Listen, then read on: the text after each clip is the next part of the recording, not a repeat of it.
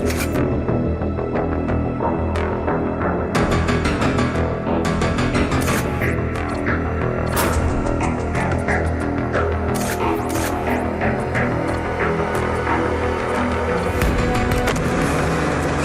3rd, 1996, Zaire.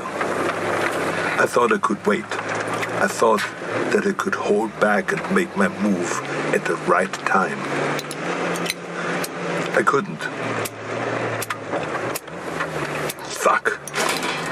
I had to find them. I needed to hunt it or let it hunt me. I joined up with any private military company that was headed into the hot zone. I pulled every string, cashed out every favor just to follow the sweat and the death that attracted the demon. I eventually put together a team myself. Lost soldiers and haunted men, willing to fight and to die wherever I led them. They thought that I was a legend, and I let them believe that. I'm quiet and good in what I do. They needed them to see me as a legend, so that they could take them to die in a sweltering jungle. We went on more missions than I can remember. We didn't fire until we were fired at. They thought that it was my code. It wasn't. I was waiting and watching. Our last mission was an evac up in the Congo. A private munition base had gone dark. When we arrived, they'd been dead for days. Bodies strung up on floodlights around the base, all of them skinned, some missing skulls and spines. We secured the site and waited for backup to arrive. In the heat of the day, I stared into the waves of heat coming off the concrete, thinking that any minute they might come alive as the invisible killer. And then they did. I didn't wait. I unloaded every round I had. Trusting me, my team fired in the same direction. It wasn't the first time I'd done it, but this time I knew what I was looking for. It was so fast, we couldn't hit it. We panicked, and stray rounds struck the crate of RPGs. And that explosion hit other munitions that exploded. By the time the smoke cleared, the demon was dead, but so were all my men. I took samples of its blood, pieces of its anatomy, and what tech that I could salvage. And then I burned everything. Then it disappeared. I never checked in with HQ. As far as I know, I was counted among the dead.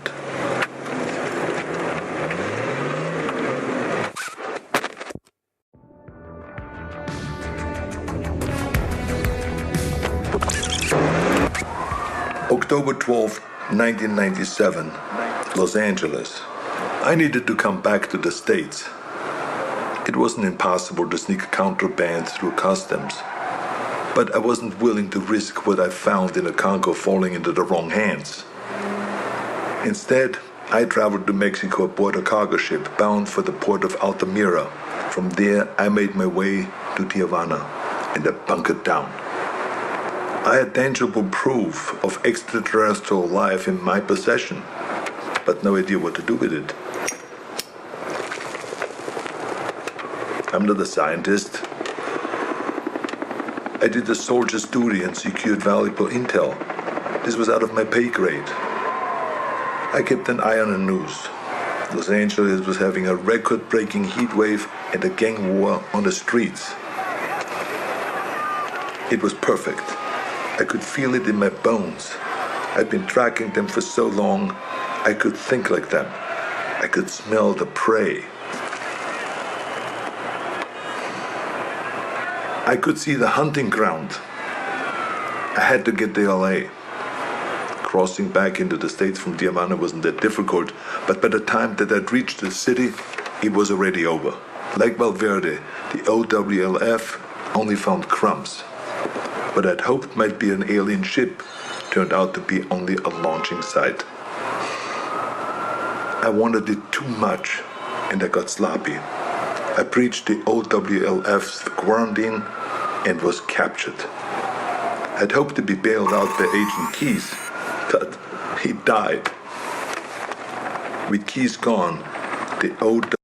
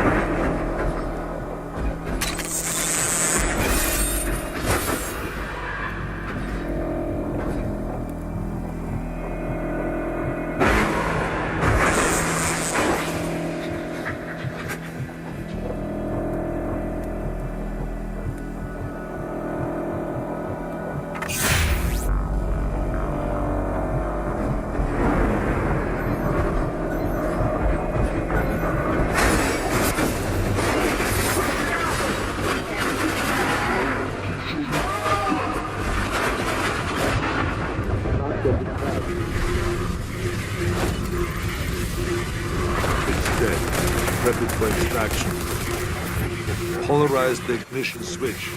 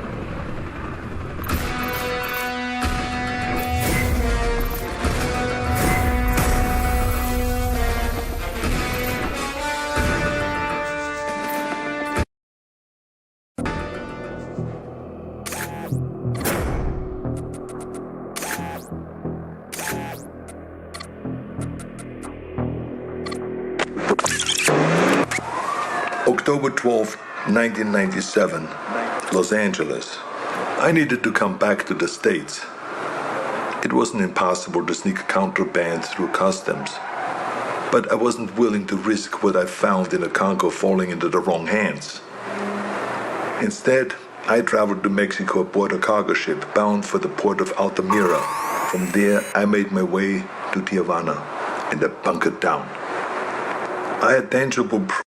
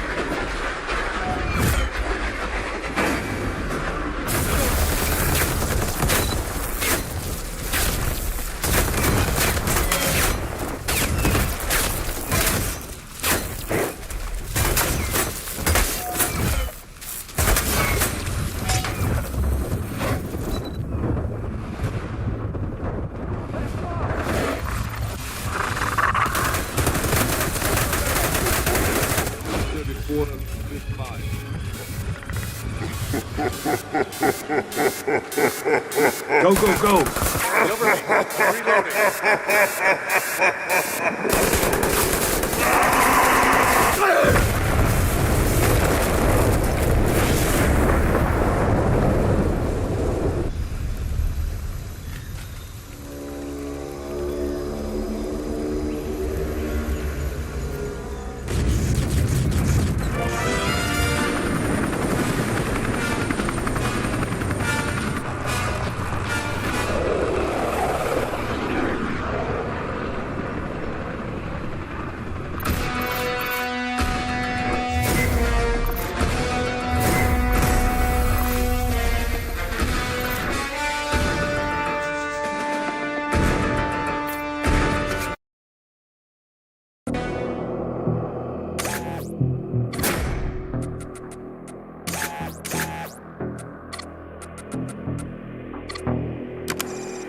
March 3rd, 2008.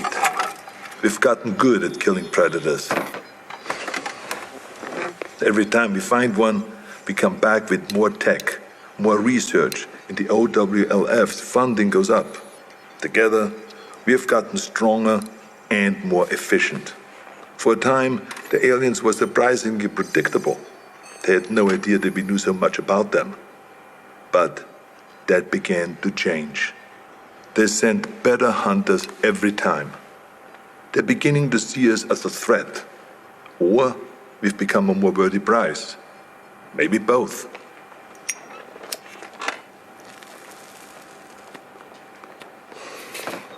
We know this because our last encounter was special. We weren't certain if they had any gender to speak of, but that changed when we came into contact with the female. She was smarter and deadlier. She didn't fuck around like the males did. She was direct, ruthless, and skilled. I was in Laos when we first came into contact with her. It was Valverde all over again. Her ambush wiped out my entire team. Only this time, she got me. In a small village, I lost track of her, just long enough for her to pin me with a razor net. Pinned against the wall, razors cutting into my face. I've been fighting for so long, I was ready to die. I should be dead. Instead of making the kill, she cloaked and vanished into the jungle. The net relaxed, and I escaped with my life, and a scar to remember her by. She spared me. Only me. Like she knew who I was. I returned to the exfil. My first failed mission in a long time. Are we going about this wrong? I mean, we've learned so much. But in doing so, have we made ourselves a bigger target? I can't stop thinking about something Napoleon said. You must not fight too often with one enemy, or you will teach them all your art of war. I started this believing that we were learning how to hunt them, or maybe she let me live to just be hunted another day. We were teaching them how to hunt us.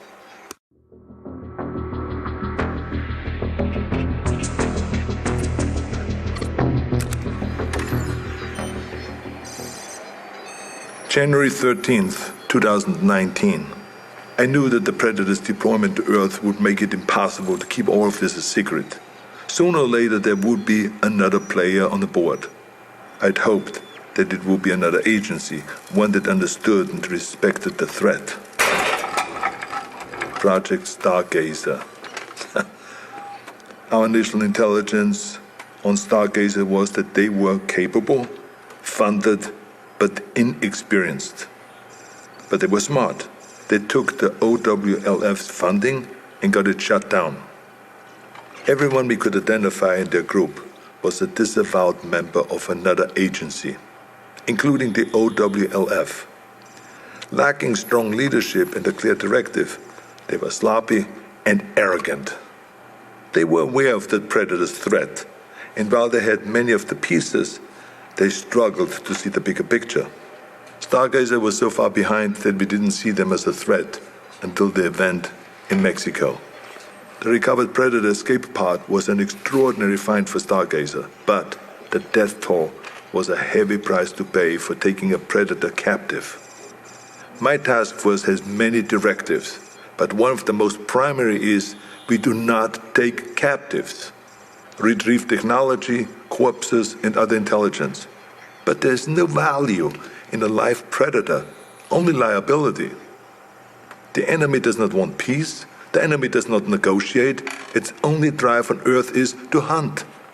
What we might learn from a captive Predator would never be worth the risk to our people. Stargazer didn't learn from their mistakes, and the technology they've recovered has only made them cocky. When the government cut ties to the agency, it should have shuttered their project permanently, but they only shifted their goals. Guerrilla factions and private military companies are being contracted by Stargazer to set up bases and equipment in locations that we have identified as ideal hunting grounds. We believe that the former intelligence project is setting itself up to be a fully independent dealer of otherworldly arms. This is the worst-case scenario. Hostile forces will use those weapons on their enemies, and they will use them on us. All the while, the true enemy stalks us unseen. It's a distraction mankind can't afford. Stargazer will have to be dealt with.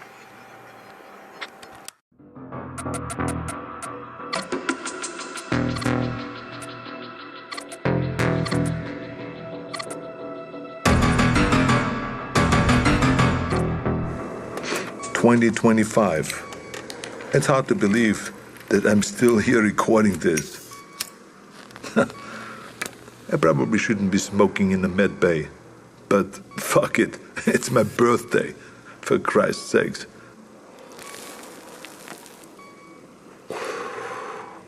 I turned 78 today, but I'm out there hunting. I should be retired. I should be doing anything but this. My life shouldn't be possible. But the very thing that I hunt, that hunts me, is what's keeping me alive. As we began to understand the Predator's technology, we started to use it. A fight with a Predator female went bad and I was critically wounded. Dying, I agreed to experimentation. It worked.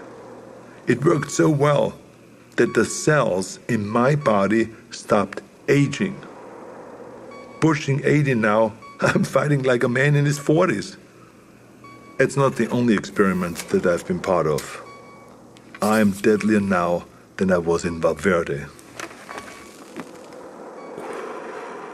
The OWLF has been fully reinstated. It's grown larger than ever before. We saved John Keyes from Stargazer. His father was Peter Keyes. I suppose you could say that he was a very dear acquaintance.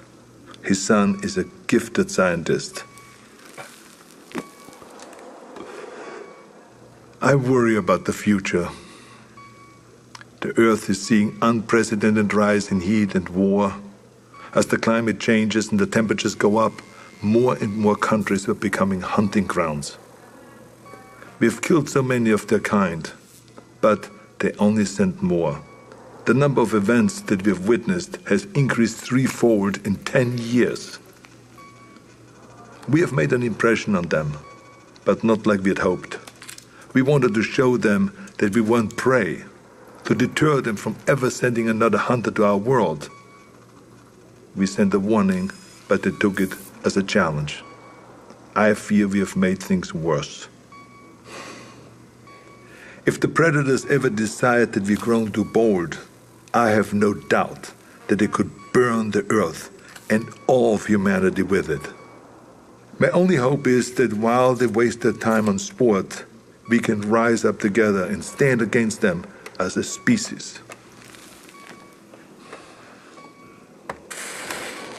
Until then, we keep moving, we keep hunting, and we keep our eyes open.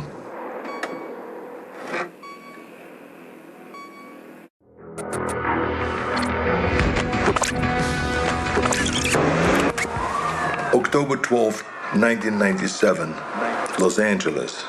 I needed to come back to the States. It wasn't impossible to sneak contraband through customs, but I wasn't willing to risk what I found in the Congo falling into the wrong hands. Instead, I traveled to Mexico aboard a cargo ship bound for the port of Altamira. From there, I made my way to Tijuana, and I bunkered down. I had tangible proof of extraterrestrial life in my possession, but no idea what to do with it. I'm not a scientist. I did a soldier's duty and secured valuable intel. This was out of my pay grade. I kept an eye on the news. Los Angeles was having a record-breaking heat wave and a gang war on the streets. It was perfect. I could feel it in my bones. I'd been tracking them for so long, I could think like them. I could smell the prey. I could see the hunting ground. I had to get to LA. Crossing back into the States from Tijuana wasn't that difficult, but by the time that I'd reached the city, it was already over. Like Valverde, the OWLF only found crumbs. What I'd hoped might be an alien ship turned out to be only a launching site. I wanted it too much, and I got sloppy. I breached the OWLF's quarantine and was captured. I'd hoped to be bailed out by Agent Keyes, but he died. With Keyes gone, the OWLF was leaderless and disorganized. I was interrogated, but I negotiated my release by bartering the alien materials that I'd recovered from the Congo. During the negotiations, it was clear how little they knew. They needed someone who understood the threat, so I offered to work.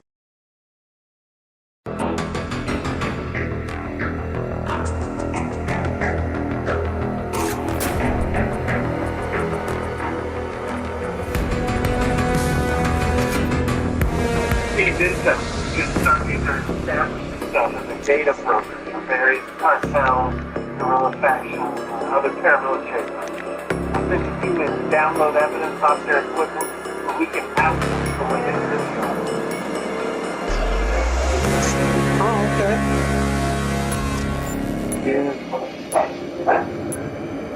That alarm ain't go off? Brother?